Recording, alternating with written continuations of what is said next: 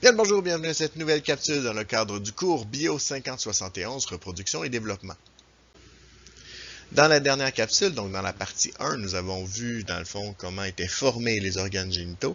Ici, dans le fond, on va plus étudier comment procéder à la reproduction et comment éviter aussi une reproduction, donc tout ce qui concerne les moyens de contraception.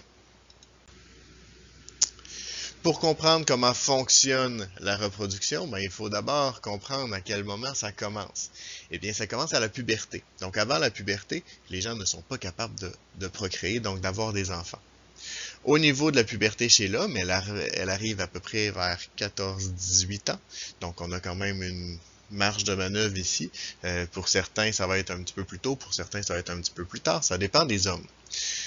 Au niveau de tout ce qui concerne le haut du corps, on va avoir la mue de la voix qu'on va commencer et qu'on peut très bien apercevoir au moment de la puberté. On va avoir l'apparition de la pilosité faciale, autrement dit la barbe, et aussi l'apparition de la libido. Au niveau du corps, on va avoir un élargissement des épaules et du dos. On va avoir une apparition de la pilosité sur l'ensemble du corps et on va aussi avoir une augmentation de la masse musculaire. Et finalement, au niveau des organes génitaux, on va avoir une augmentation de la pilosité là aussi, le début de la production de spermatozoïdes qui va donc permettre la reproduction et aussi le développement des organes génitaux. Chez la femme, la puberté arrive un petit peu plus tôt, on parle plus de 8 à 13 ans. Au niveau du haut du corps, au niveau du cerveau, on va voir l'apparition de la libido qui va se faire. Au niveau du corps, on va avoir le développement des seins, l'élargissement du bassin pour permettre éventuellement d'avoir une grossesse. On va avoir les premiers cycles menstruels qui vont se faire, donc liés à la production des premiers ovocytes. On va avoir l'apparition de la pilosité aux aisselles et le développement de l'utérus et des ovaires, encore une fois, pour permettre la reproduction. Au niveau des organes génitaux externes, donc on va avoir une apparition de la pilosité et aussi un développement de la vulve, donc une couleur plus foncée qui va apparaître. Maintenant, autant chez l'homme que chez la femme, ce développement-là s'amorce entre autres grâce à deux hormones qui sont excrétées par l'hypophyse.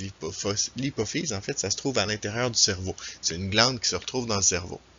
Donc, chez l'homme, la FSH va développer la production de spermatozoïdes. Donc, c'est elle qui va travailler sur le développement des spermatozoïdes. Tandis que c'est la testostérone qui va faire apparaître les caractères secondaires. Donc, tout ce qui concerne la pilosité, la mue de la voix, etc.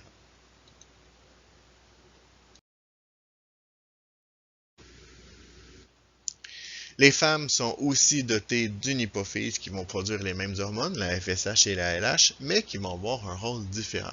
Et là, on va voir le lien entre ces hormones-là et les hormones qui sont produites à l'intérieur de l'ovaire, non pas par l'ovaire, on va le voir ça aussi, mais à l'intérieur de l'ovaire. Et ces deux hormones-là qui sont produites à l'intérieur de l'ovaire, c'est l'estrogène et la progestérone.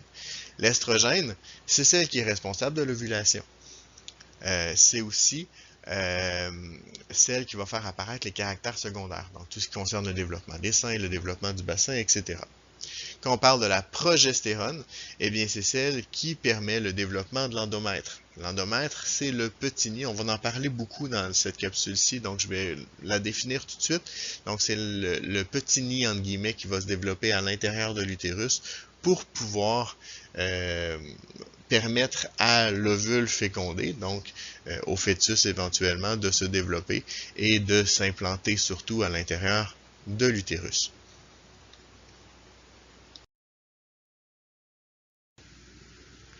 Passons maintenant à la partie la plus difficile de cette capsule et de ce chapitre.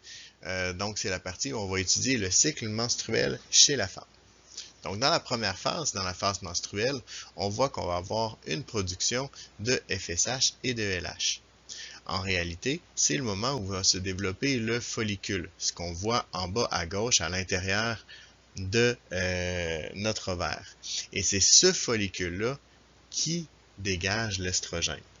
L'estrogène va avoir un rôle sur la production de FSH et de LH qui va garder relativement bas pendant le développement de cette première phase et pendant donc le développement du follicule.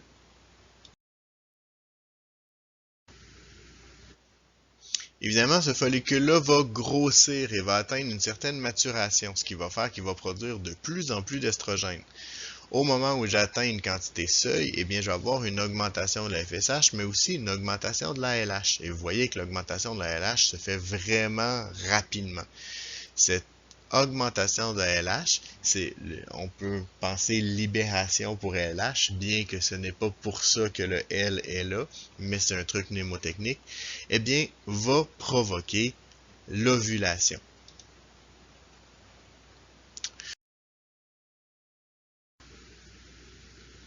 L'ovulation se fait très exactement au 14e, ou autour en fait du 14e jour du cycle, et donc c'est le moment où le follicule va libérer l'ovocyte. Et bien, faites bien attention, il ne libère pas un ovule, même si on appelle ça une ovulation.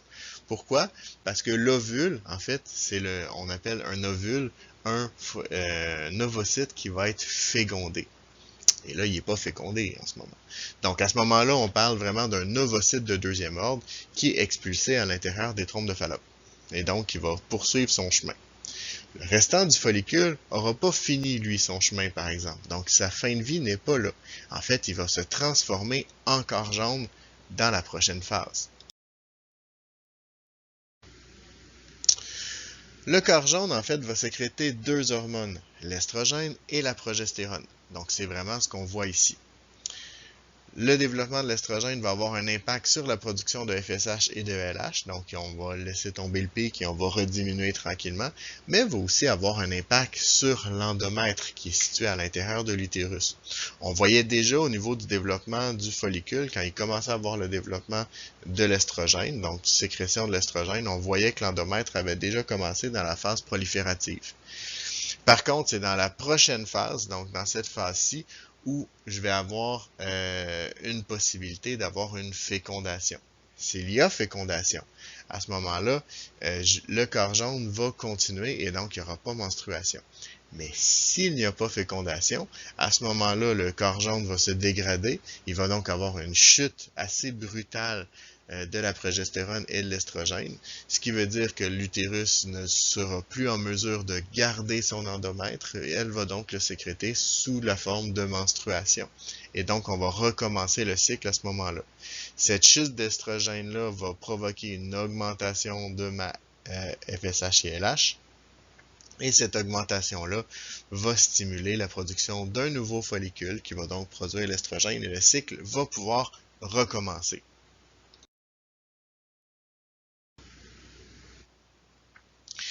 Lorsqu'on ne veut pas qu'il y ait fécondation, en fait, il y a différents moyens de contraception que nous pourrons utiliser. Le premier type que nous verrons, c'est les contraceptions locales chimiques. Donc, ça se trouve à être des spermicides qui vont carrément tuer les spermatozoïdes. Donc, s'il n'y a pas de spermatozoïdes, il ne peut pas y avoir de fécondation.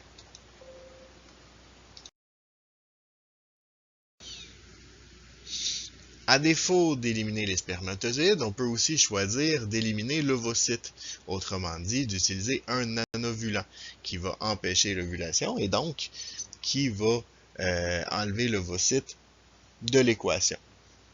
Les anovulants, il y en a différents types. Donc, il y a la pilule, qui est un contraceptif oral, donc qu'on va devoir prendre à tous les jours. On a ceux qui sont injectables, qu'on peut simplement prendre aux 3 mois.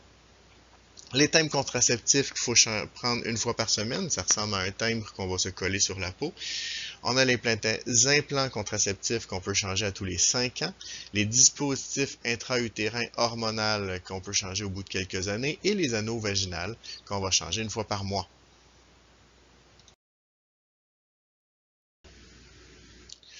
Le troisième type, c'est les contraceptifs locaux mécaniques, autrement dit, on va avoir des spermatozoïdes, on va avoir un ovocyte, mais ils ne se rencontreront jamais.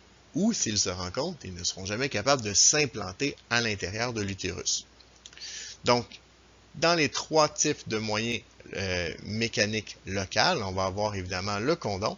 Le condom empêche carrément les spermatozoïdes de rentrer chez la femme. Donc, impossible qu'il y ait une fécondation.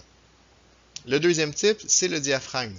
Donc ça va être porté par la femme et en fait, ça va être à l'intérieur du vagin. Ça va empêcher les spermatozoïdes de pouvoir franchir cette barrière mécanique-là. Donc, il n'y aura pas fécondation encore une fois. Et le troisième type, c'est le stérilet, où il peut y avoir fécondation, sauf que l'ovule, donc l'ovocyte fécondé, ne sera jamais capable de s'implanter dans l'utérus, et donc va être sécrété avec les menstruations.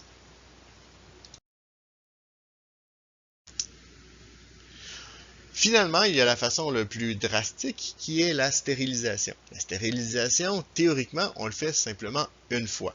Pourquoi je dis théoriquement? Eh bien, dans certains cas, c'est possible de faire marche arrière, mais c'est pas souhaitable parce que c'est plus complexe et ça peut être douloureux. Donc, à ce moment-là, généralement, c'est lorsque la famille est finie qu'on va passer à la stérilisation. Chez l'homme, on parle de la vasectomie. La vasectomie, c'est simplement la coupure des canaux qui permet aux spermatozoïdes de rentrer dans le corps et donc de ressortir au niveau de l'éjaculation. Soit dit en passant, il va quand même y avoir du sperme, parce qu'il y a une grande partie du sperme qui ne se fait pas au niveau des testicules. Les testicules produisent les spermatozoïdes, ce qui veut dire que ça ne change pas grand-chose au niveau du sperme. Ça va juste faire que le sperme n'aura plus de spermatozoïdes et donc il n'y aura pas possibilité qu'il y ait fécondation. Chez la femme, l'opération est plus invasive, c'est la coupure des trompes de Fallope, ce qu'on appelle la ligature des trompes, et comme c'est plus invasif, évidemment, ça comporte plus de risques. Il peut aussi y avoir des problèmes d'infertilité autant chez la femme que chez l'homme et donc qui vont occasionner des problèmes au niveau de la reproduction. Donc chez la femme, on peut parler d'anomalies liées à l'ovulation. Évidemment, s'il n'y a pas d'ovocyte, c'est difficile qu'il soit fécondé.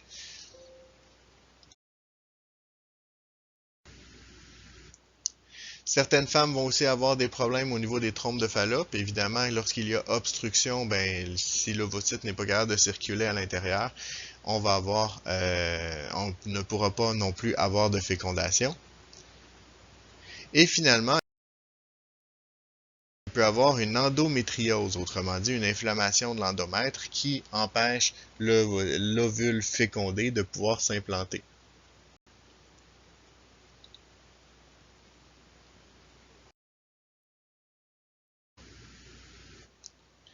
Il peut aussi y avoir un problème de glaire cervicale trop épaisse. En fait, ce que ça fait, c'est que ça empêche les spermatozoïdes de pouvoir rentrer dans l'utérus et donc éventuellement de pouvoir avoir accès à l'ovocyte.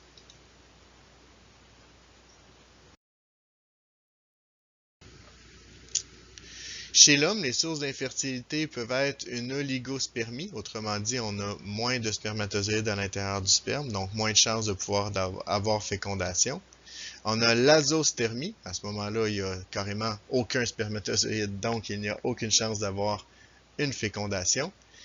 Et on peut avoir l'athénospermie. En fait, c'est que les spermatozoïdes ne sont pas assez rapides, pas assez forts pour pouvoir se rendre à l'ovule, à l'ovocyte plutôt, et donc de pouvoir en faire un ovule, ce qui veut dire un ovocyte fécondé. Et c'est ce qui met fin à cette capsule. J'espère qu'elle vous a plu. Vous êtes maintenant les experts. À vous de surpasser le maître.